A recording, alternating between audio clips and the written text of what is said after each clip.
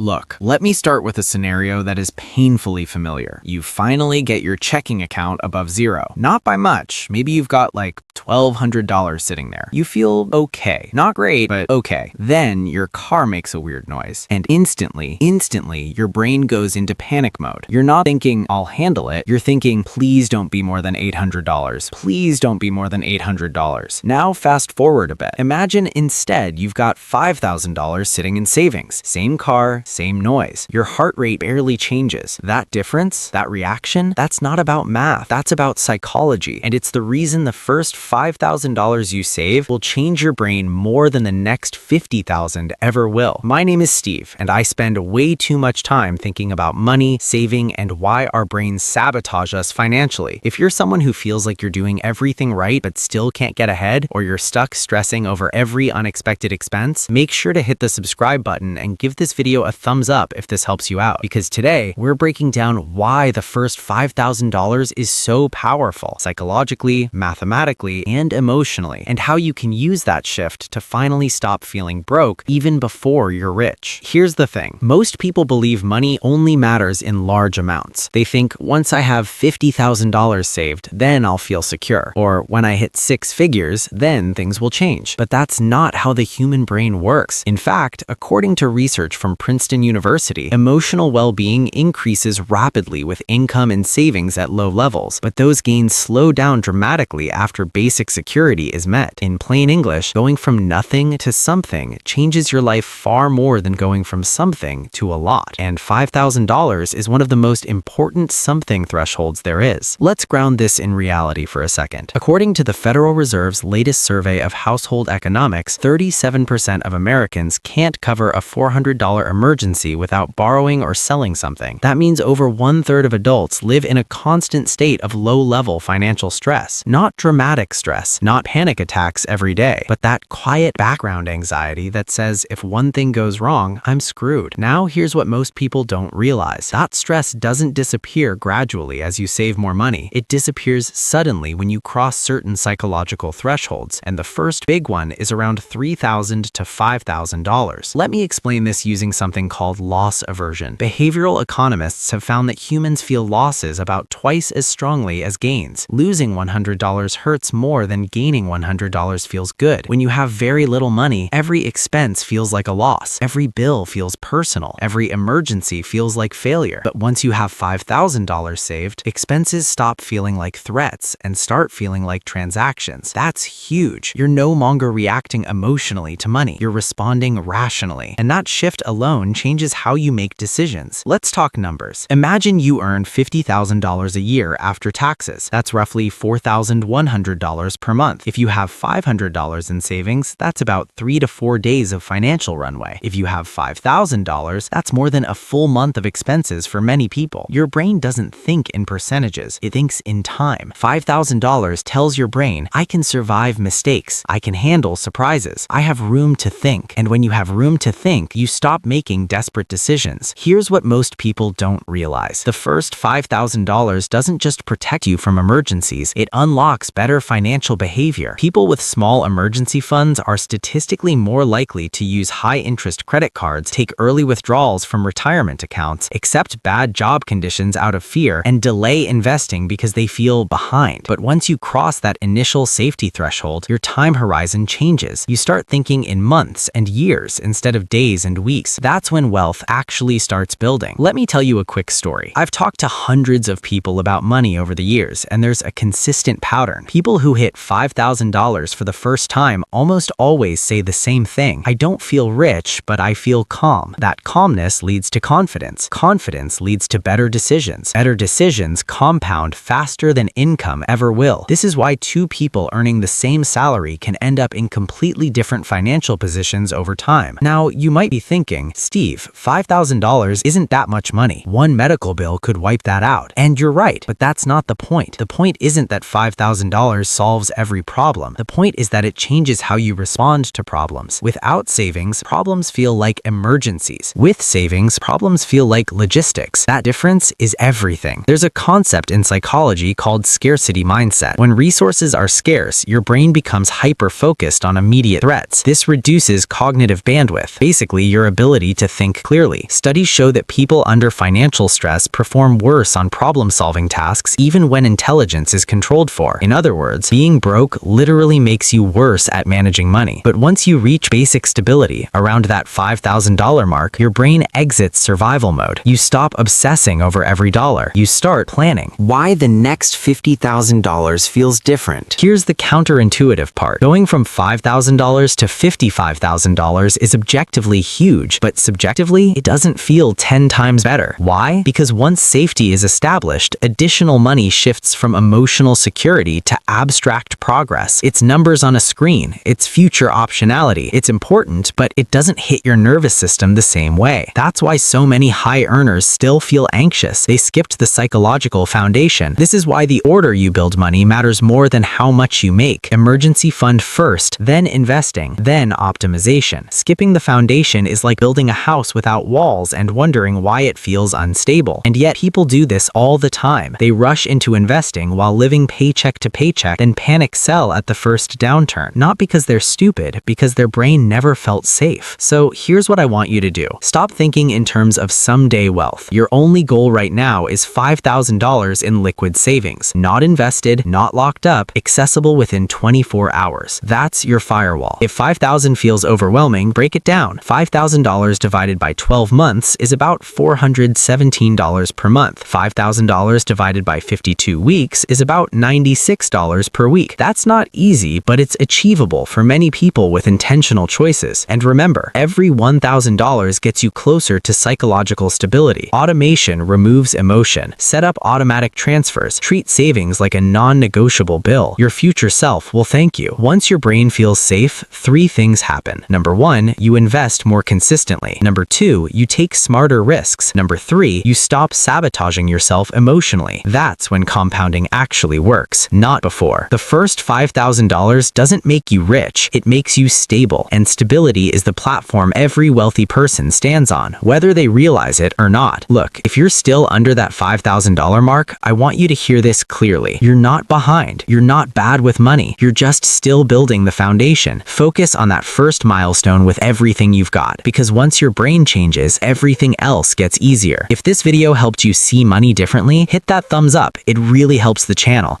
And subscribe if you want clear, practical, no-nonsense financial advice that actually works in the real world. I'll see you in the next one.